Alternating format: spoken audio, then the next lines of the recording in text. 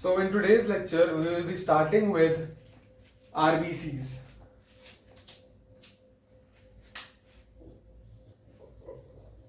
So as we know, the full form of RBCs is red blood cells, and they are also known as erythrocytes, right? Now, finally, from this lecture, we have moved to the main part of the blood physiology, that is the formed element part, and in this lecture, we will be discussing the first formed element, that is RBC, right? In this lecture, I will be only concerned with the general features of RBCs, what are the abnormal RBCs, and right, and certain properties of RBCs like what is fragility, what is ESR, what is hematocrit. So all that we will be discussing. We will be not discussing erythropoiesis in this lecture. Okay. Now, red blood cells, as we talk about, so we know that these red blood cells are also known as erythrocytes, right? They are also called erythrocytes. Why the name red blood cells then? Because naturally the name red suggests that these cells they appear red in nature, right? They appear red by color. And what is that thing which is giving red color to RBCs? That is obviously the hemoglobin which is present. And remember one thing, 90% of the weight of RBCs, it is only because of the hemoglobin that is present. Okay, so these are certain important points. Now, just as I said, that RBCs, they are also called erythrocytes, right? And now we know that the red color is due to the presence of hemoglobin, right? So that I don't think is needed to be written here. Okay, and 90% of the weight of RBCs is due to hemoglobin only, hemoglobin content only. Now we need to discuss certain features of RBCs. So the first feature here that we need to discuss is the shape. Now, the shape of RBC, it varies according to the region that is being discussed, right? That means, generally speaking, RBCs, they're having a biconcave shape, right? What kind of shape they're having? They're having a biconcave shape. Okay. Now, I just mentioned that the shape of RBCs, it varies according to the region being discussed. Okay. Now, this is how the RBCs they look like. They are circular, right? And at the borders, they are thickened. At the borders, they are thickened. And here in the center, there is a depression. Okay, so I think you can imagine that in the center, there is a depression, and in the periphery, there is the thickening. Clear? So that is done. Now, if I am just going to draw a simple longitudinal section, you can say, of the cell, then what I am going to see is that at the periphery, it is thickened. And as we approach the center, okay, so this is the center, right? And there is a depression. As compared to this thickened part, we can see that in the center there is depression, right? So at the periphery, this thickness, let me mark it by a different color. This thickness that you see here at the periphery, this much thickness, it is 2 micrometer. It is 2 micrometer. While in the center, if you see the thickness, it is 1 micrometer. Again, at the periphery, if you see, it is 2 micrometers, right? So that's why I have mentioned here that shape of the RBCs is biconcave. Clear? Now we need to discuss that what advantages does this biconcave shape provide to RBCs? Okay, so advantages of the biconcavity, right? Now, we know a very general function of RBC, that is to carry oxygen, right? Now, in order to carry oxygen, the RBCs, they are taking oxygen from the alveolus, right? That is the structural and functional unit of the lung, right? So they are taking that oxygen molecule from the alveolus only, right? And that change is facilitated by the difference in the, we can say, the pressures. Okay, we'll be studying that in very detail in the respiratory physiology. But for now, I'm just discussing the very general detail, the very general brief account that we have also studied in 11th class. Okay, so we know that the alveolus and the blood capillary that is just adjacent to the alveolus, they're having a pressure gradient, right? Which enables the oxygen to move from alveolus to the RBC and carbon dioxide to move from the RBC to the alveolus. And this is how exchange is facilitated, right? Now, the first and the foremost advantage that this biconcave shape offers is that basically if we see that we have a spherical shaped cell, if we have generally a circular cell, okay, whenever we have a circular shaped cell, so we can say that the surface area is, let's suppose, x, right? So this is a circular cell, it is having a uniform thickness throughout the cell, so it is having a uniform thickness, okay. ऊपर से भी एक micrometer मान लेते हैं, बीच में से भी एक माइक्रोमीटर, नीचे से भी एक micrometer, thickness is uniform and the shape is circular. The surface area of this is A. Let's suppose A micrometer square. A micrometer square is the surface area. While of RBC, if we discuss, then RBC is having a thickened area at the periphery, right? Thickened area it is having at the periphery, and this thickened area, along with this depressed area, it increases the surface area. It increases the surface area. So that means this biconcave shape is increasing the surface area, right? If I want to draw these two things, I will just tell you this thing by a very simple example. Let's suppose this is a line. This is a single line. Okay, this is the first case. Second is that I am having a wavy line. Can you see the length is same? I have drawn the same length. Okay, this is certainly sector. Let me erase it. Now this is same. Okay. Now tell me surface area of which of these two is more? Obviously of the second. Why? Because if I am going to stretch this line, यहाँ पे जो मैंने folds बनाए हैं, अगर मैं इसको इधर से पकड़ूंगा और इधर इस एंड से पकड़ूंगा और खींच दूंगा, तो ये लाइन कई दफा बड़ी हो जाएगी इस तरीके से, राइट? तो अब एब्जॉर्प्शन, अगर हम एब्जॉर्प्शन की बात करें तो वो इधर से भी होगी, इधर से भी होगी, इधर से भी होगी, मतलब इसका सरफेस एरिया ज्यादा है, right? Now let me draw the RBC. RBC में ये एरिया थिकेंड है. This peripheral area is thickened, so I can say, I can draw it like this, right? Beach where there is no thickening, like this. Again, there is thickening. But if I want to draw the circular shape, I can draw it by line, right? Again, this is the first case, this is the second case. So first case में इसको stretch करो, तो इसकी surface area ज़्यादा हो जाएगा, right? That's why this biconcave shape of the RBC, it is offering a higher surface area or more surface area. Right, and this is facilitating easy exchange of oxygen and carbon dioxide, right? So this biconcave shape, it increases the surface area for the exchange of gases. What are gases? Oxygen and CO2 in physiological conditions, right? Second, the second advantage of the biconcavity is that this biconcavity, okay, let me tell you one more feature. I am here discussing the advantages of biconcavity. Before coming to the second advantage, let me tell you a very simple feature, the second most feature, that is the size of RBC, right? You can write it later on. The size ranges somewhat from 7.2 micrometers to 7.5 micrometers, right? This is the size of RBCs, okay? Normally, do you know the size of the capillary? In the blood vessel system, we are having artery, we are having veins, we are having capillaries, arterioles, venules, right? And the least diameter vessels, the smallest vessels in the cross section area, I can say they are capillaries. And the diameter of capillaries is not more than 9 micrometers. So I can say it is 8.5 micrometer to 9 micrometer, this much. Clear? Now when RBCs they go through this, there are some capillaries which have 8 micrometer as the diameter. Okay, so what happens is when these this huge sized RBCs, 7.5 micrometer RBCs, they go through this capillary, 8 micrometer capillary, then there are chances. Let's suppose this is 8 micrometer capillary and this is our RBC. It is a bit smaller than this capillary. Okay, now when they go through this capillary, there is a chance that may stuck in between. There is a chance that they may stuck in between and stop the blood flow, right? Now, to avoid this, or it may happen that due to the very close, we can say, diameters of both the capillary and the RBC, there are chances that RBC may be destroyed. ठीक है, ऐसा भी तो सकता है कि इतनी सी capillary wall है और आरबीसी भी हमारा इतना बड़ा है, तो एक दूसरे से इसके अंदर से ये जाएगा, तो अल्टीमेटली होगा क्या कि आरबीसी अंदर या तो फंस जाएगा या तो कैपिलरी के दबाव में आकर ये टूट जाएगा, इसका हीमोलिसिस हो जाएगा, right? The destruction of RBC is haemolysis.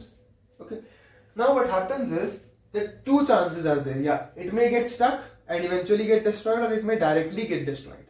Okay, To avoid this, what happens is this biconcavity, it enables folding of RBC. It enables folding of RBCs when they travel through the capillary. When they travel through the capillary. It is very simple, right? The third and the last function the biconcavity offers is that, let's suppose here we are having a beaker. Okay, here we are having a beaker. In this beaker, I have placed a hypotonic solution, and here I have placed a cell. Right? This is a very simple cell, animal cell, simple animal cell. Now, hypotonic environment means that outside this cell, water concentration is more and salt concentration is less. And inside the cell, salt concentration is higher while the water concentration is low. So what happens? Water will travel from outside to inside. Water will travel from, it is natural, osmotic gradient. Water will travel from higher concentration to its lower concentration. And this will lead to the, we can say cellular swelling. ठीक है, तो cell हमारा फूल जाएगा and there are chances that the cell may eventually rupture. अगर uncontrolled water amount enter कर रहा है cell के अंदर, बहुत ज्यादा पानी अगर सेल के अंदर एंटर कर रहा है तो सेल में रप्चर, स्वेलिंग होगी एंड इट में rupture, right? But let's suppose when we are keeping this kind of cell, let's suppose let's say I'm naming this cell A. Okay, now when I'm keeping this cell in the hypotonic environment, what is happening that this cell withstands for 2 minutes. Okay, but when I keep RBC, it will withstand for approximately 6 to 7 minutes. This hypothetical timings I am taking so that you can understand that RBCs this withstand longer duration in the when placed in a hypotonic environment. What is the reason? They don't rupture easily. Why? Because they're having a thickened area at the periphery. Right? They're having a thickened area at the periphery. So when they are kept for longer duration in hypotonic environment, then also they do not rupture. Right? But eventually a time will come when the threshold is crossed and they will rupture. Right? They cannot sustain. They are not plant cells. They are animal cells. Okay, so this biconcavity, I can say, it enables the RBC, it enables RBCs to withstand for longer durations in hypotonic environment.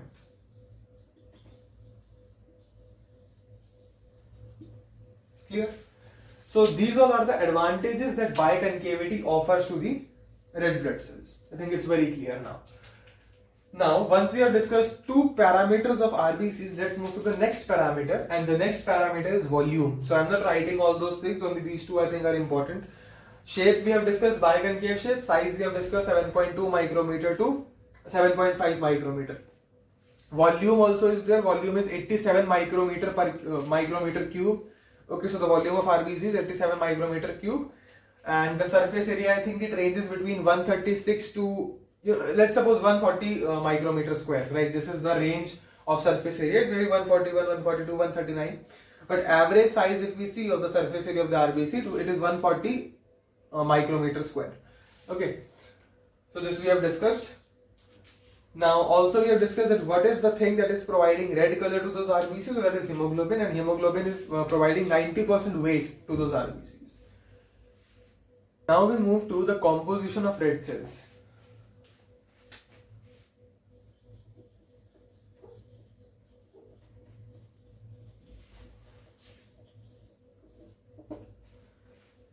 Now the RBCs, they are made up of three basic things. Right, they're having water, right? They're having hemoglobin, and they're having other substances like glucose, lipids, proteins as well.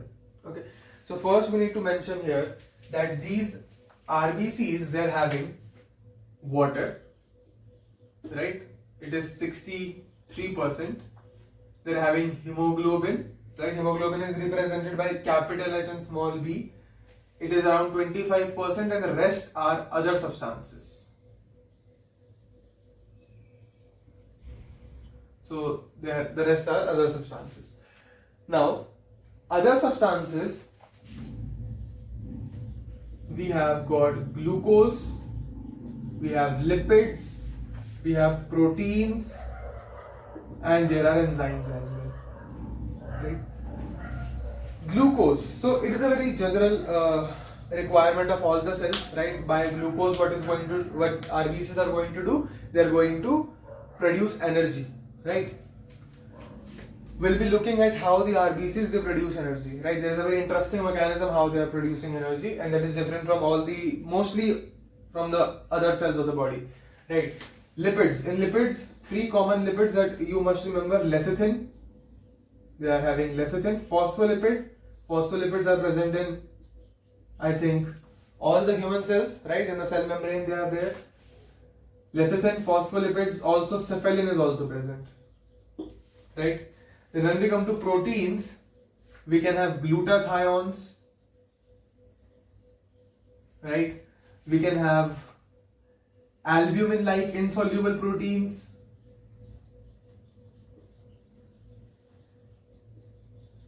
Right? There are insoluble proteins as well.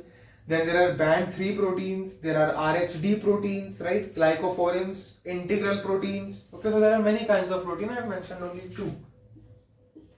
We'll be discussing them later on in detail. Just now I am just writing the names. Enzymes. Enzymes, it is having many glycolytic enzymes, it is having catalases, right? The most important enzyme that I want to mention here is carbonic anhydrase. A very important enzyme when it comes to the oxygen and carbon dioxide transportation. Okay, it's a very important enzyme. We'll be discussing this in high details once we come to the respiratory physiology. But for now, you should remember the enzymes and what all things are there in the RBCs. Then we come to this hemoglobin part. Now, one thing that you must remember, the normal cells, if I tell you about normal cells, we know they're having mitochondria, they're having endoplasmic reticulum, they're having Golgi apparatus, they're having lysosomes, other organelles, right? But RBCs, if we study RBCs, they don't have such organelles. So what is the reason? Why RBCs they lack organelles?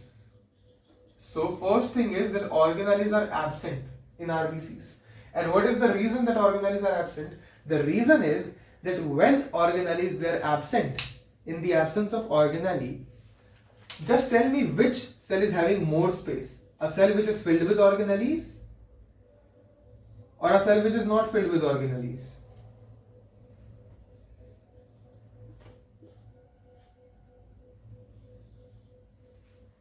Only this, right? This is the answer. So a cell which is not having any organelle, that means it is vacant. It is having very high amount of space in it, right?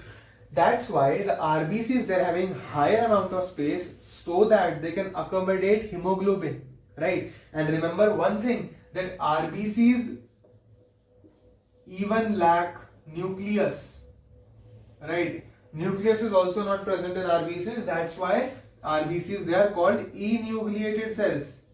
They cannot divide. They cannot perform mitosis. Right? They cannot perform mitosis. That's why the blood cancer, blood cancer that is there, it is not because of the increased count of RBCs. RBCs cannot divide. So there is no chance that they will increase. There are chances when there is hyperactivity of bone marrow and any other conditions, but in cancer particularly, the RBC count is not increasing. It is the WBC count which is increasing, and that we call it as the leukemia, right? So that you should remember. So because the RBCs they cannot divide, they're lacking the nucleus, they're enucleated, they cannot perform mitosis, and because they cannot perform mitosis, one important thing that we should remember, blood cancer is not because of the increased count of RBCs, it is because of the increased count of WBCs, and that is known as leukemia. Okay, so here I have discussed a clinical correlation, leukemia. So you shall mention it in your notebooks. So RBCs here we have completed. Now RBCs, no doubt they lack nucleus, they are also lacking all the other organelles to create a vacancy for hemoglobin.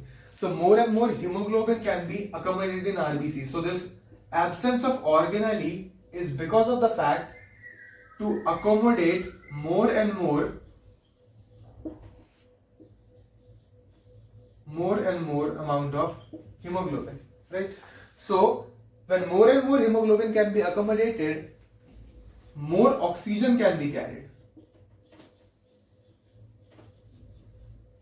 right? And if more oxygen can be carried, then this will serve the demands of oxygen for many various tissues or many cells, right? So basically RBCs, they're not having any organelle. The reason is that because of the absence of organelles, much higher space or much vacant space is created for hemoglobin, right? And more amount of, now because we know that hemoglobin binds with oxygen, so more amount of hemoglobin is there, more amount of oxygen can be carried, and more amount of oxygen can be served to cells or tissues. That is the reason why RBCs lack the nucleus and lack all the organelles, right? Now, do you remember there is an organelle, mitochondria? Right, there is an organelle that is named as mitochondria. Okay, and it is used, or its function is to produce ATP, right? By aerobic respiration, it consumes oxygen and produces ATP. Okay, by various processes, we can have Krebs cycle, glycolytic pathway, right? So mitochondria, the basic function is producing ATP, right? Now, RBCs do not have mitochondria as well, but RBCs, they are moving, they are performing their functions. That means from somewhere they are getting ATP, right? Now, always remember one thing, that production of energy can be of two types. In the presence of oxygen, we call it aerobic respiration, right? And in the absence of oxygen, we call it anaerobic respiration. Now, you must be thinking that mitochondria is absent. Mitochondria in RBCs is absent. But RBCs, they are having hell lot of oxygen. They are having hell lot of oxygen, right? But remember one thing, that RBCs, they only carry oxygen, they do not utilize oxygen. They are not utilizing oxygen at all. Now, they are not having mitochondria, they are not utilizing oxygen. So from where they are getting ATP?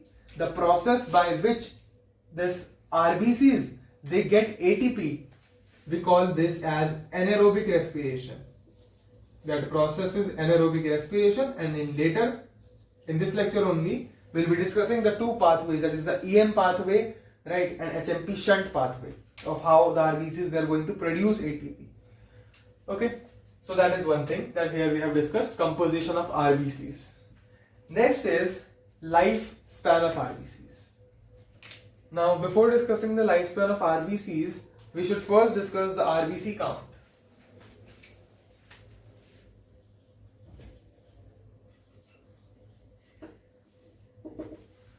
When we talk about the red blood cell count, one thing that we have to keep in mind, that it varies. It varies according to gender and age. Okay, please keep this line in mind. So that means it will be different in males, it will be different in females, it will be different in newborns, and in fact, it is different in children as well. Do you understand the difference between newborn and children? Newborn is the one who is just born, right? And children is when he is of, we can say like 5 months of age, 6 months of age, 8 months of age. That time we are referring as the child age. Okay. Now, in males, the RBC count is 4 to 5.5 millions per 100 ml of blood, right? Now this per 100 ml of blood can be replaced by per micrometer cube of blood. Okay, so in females there is obviously less. I can say it is 4.5. In females it is 4 to 5 millions. The count may vary in other variable textbooks. Okay, per micrometer cube of blood. Sorry, not micrometer cube, milliliters. Let's take it very simple, 100 milliliter of blood. In newborns, it increases. It is 6 to 8 millions per 100 ml of blood. In children it is less, 3 to 5 millions per millimeter cube of blood. Now,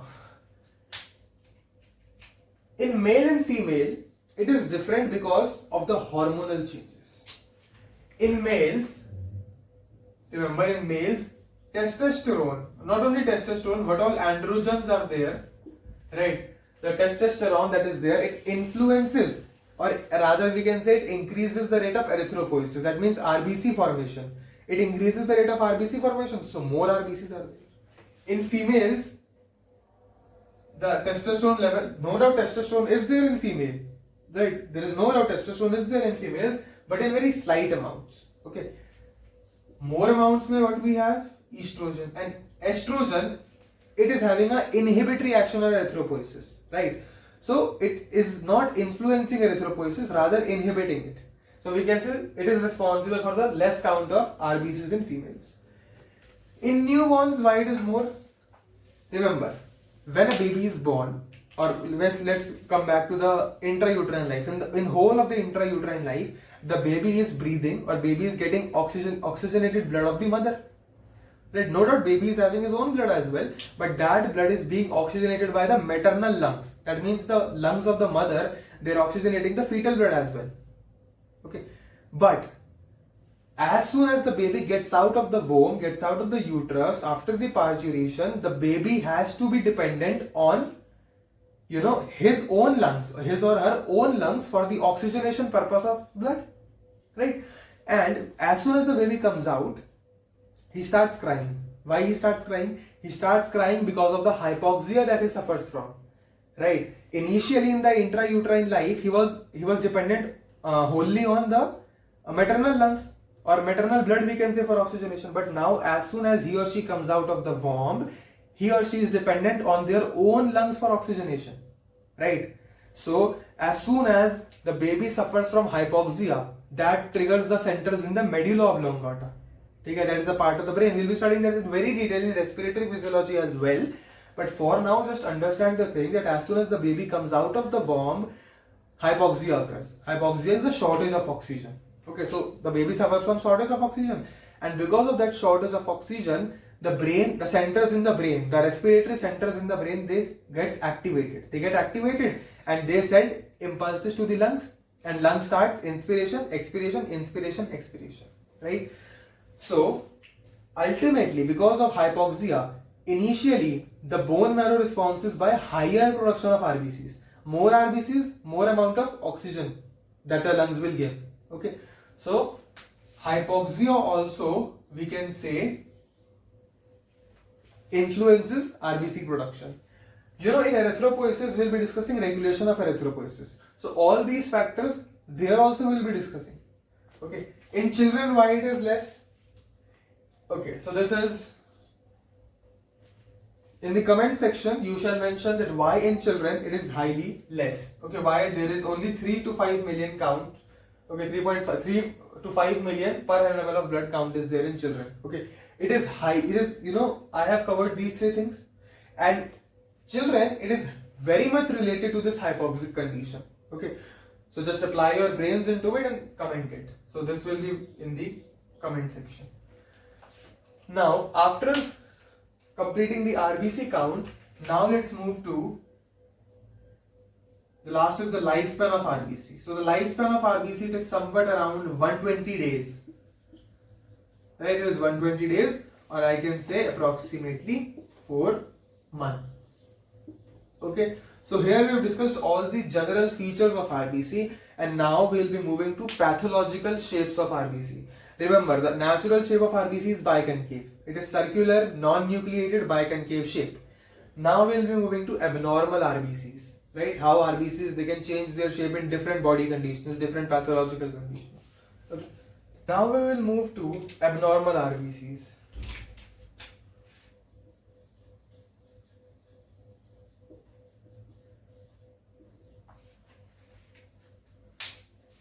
Now, when we talk about this abnormal RBCs, there are various kinds of. First, we shall discuss the normal RBC. The normal RBC is also called normocyte. Okay, so here I am writing about the normal RBC. It is also called as the normocyte. It is having a volume of 87 micrometer cube, right? And a surface area of 140 micrometer square. It is having a biconcave shape, enucleated, right? Now, abnormal RBCs. In abnormal RBC, the first one is microcyte. So, as the name suggests, microcyte, the volume of these microcytes, it is less than this, rather we can say 80. So, even less than 80 micrometers cube. The normal volume is 87, but even less than 80 micrometer cube, the volume of RBC goes down, and that is a microcyte. That means the shape of RBC is reduced. So I can say smaller RBCs. Right? If normal RBC is like this is a normal RBC, then these they are like this, shorter, smaller. Right? The shape is biconcave only, just the volume is getting reduced and the size is getting reduced. It is seen in iron deficiency anemia. This is seen in iron deficiency anemia, right? And the condition in which the count of microcytes it increases. Okay, remember one thing, when RBC count increases, RBC count when it increases in blood, this condition is polycythemia. This condition is referred to as polycythemia. We'll be discussing pathology of polycythemia in detail. And when the RBC count is decreased, this condition is anemia. Right? There are various kinds of anemia: hemolytic, hemorrhagic, aplastic. We'll be discussing that also in detail in later lectures. In iron deficiency, okay, so microcyte is seen in iron deficiency anemia, and if the concentration of microcyte increases in the blood, that is known as microcytosis. Next we come to macrocytes. Now, as again the name suggests, the volume, now it is more than 90 micrometers cube. It is in fact more than 90 micrometer cube, more than even 95 micrometer cube. That means they are larger RBCs, I can say. They are larger RBCs. That means if the normal RBC is this, then they will be somewhat like this. Right? It occurs in megaloblastic anemia. Megaloblastic anemia is when the shape of RBC becomes larger. There are larger RBCs present in the blood. Megaloblastic anemia. Right? It also occurs in vitamin B12 deficiency. These macrocytosis. Okay, so when the concentration of macrocyte increases in blood, that condition we refer to as macrocytosis. Okay. And it is seen in megaloblastic anemia, also in vitamin B12 deficiency, folic acid deficiency as well. Third, we have poikilocytes. Now, poikilocytes, they are older RBCs. What are they? They are not actually pathological RBCs or abnormal RBCs, they are older RBC. Let's suppose a RBC was formed in our blood, let's suppose in the month of October. So it is a fresh RBC having a biconcave shape, everything normal. As soon as January comes, 4 months we can say they got completed, right? Slowly and slowly the shape of the RBC changes. Okay, its fragility decreases. We'll be discussing all the parameters. Basically, what happens is because the RBC it crosses the capillary again and again and it folds. हमने बात करी थी ना कि capillary का diameter RBC से थोड़ा सा ही ज्यादा है, तो RBC में फंस भी सकता है, तो वो निकलता कैसे? फोल्ड करके अपनी मेम्ब्रेन को इस तरीके से फोल्ड कर लेता है. राइट, एक पेपर की शीट को जैसे अपन फोल्ड करते हैं उस तरीके से फोल्ड कर लेता है अपनी मेम्ब्रेन को और फिर पार करता है उस कैपिलरी को. Right, so again and again by folding that membrane, you know, RBC, a single RBC passes through the same capillary 3 lakh times in its lifetime. ठीक है, तो मतलब उस 4 महीने में वो 3 लाख बार एक कैपिलरी से निकला है, तो उसकी जो मेम्ब्रेन है वो काफी हद तक वीक हो जाती है. ठीक है, अगर उसकी मेम्ब्रेन काफी हद तक वीक हो जाती है तो उसकी वजह से क्या होता है, उसकी जो सेल मेम्ब्रेन है वो क्या हो जाएगी? फ्रेजाइल हो जाएगी. Right, it will become fragile, it will become very, we can say, weak. Okay, so they are older RBCs. और क्योंकि अब सेल मेम्ब्रेन वीक हो चुकी है, random shaped RBCs are present in cell. Random shaped RBCs are present like this. Some RBCs can be like this, some will be like this, some will be let's suppose this shaped RBC, any shape, because the membrane is now weak, it can accommodate, it can take any kind of shape. Okay, So these are poikilocytes, and the condition in which poikilocytes they increase, it is obviously poikilocytosis. But they are also seen in iron deficiency anemia. More poikilocytes, I can say, they are seen in iron deficiency anemia only. Clear? Next we have, I can say, drepanocytes.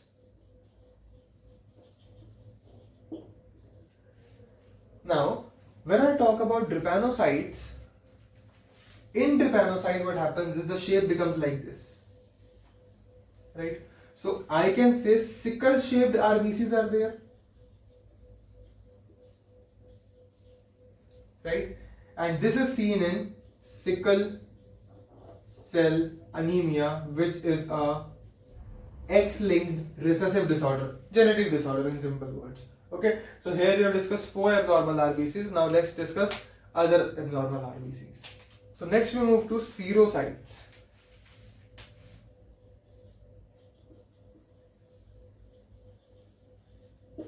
Now spherocytes, as the name suggests, sphere shaped RBCs, right? That means the biconcave shape is totally lost. So they are sphere shaped RBCs, totally ball shaped RBCs, right? And it occurs in hereditary spherocytosis, right? It occurs due to basically the, I can say, absence of spectrin and kinin proteins or malformation of these two proteins. In RBC membrane, we are having two very important proteins, spectrin and kinin. In the next lecture, when we will be discussing about RBC, red cell membrane, there I will be telling you about both these proteins. So hereditary spherocytosis condition is there, in which spherocytes are seen. Okay.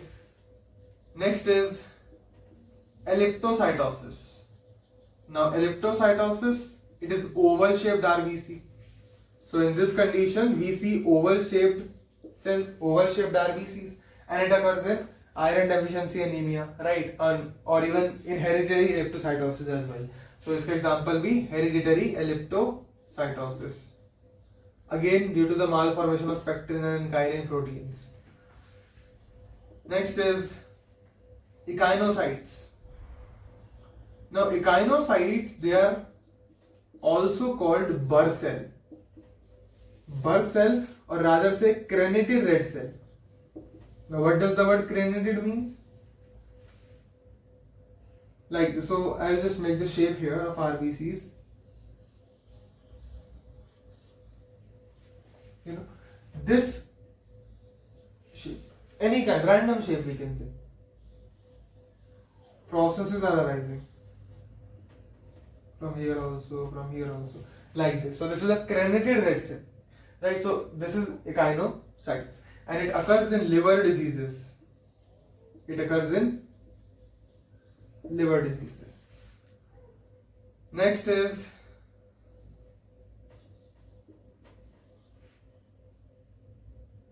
anisocytes. Anisocytes, what is happening?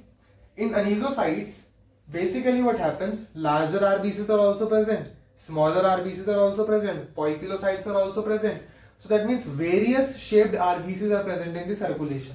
So various shaped RBCs present in circulation, or say bloodstream. Okay, so this is seen in various types of anemia.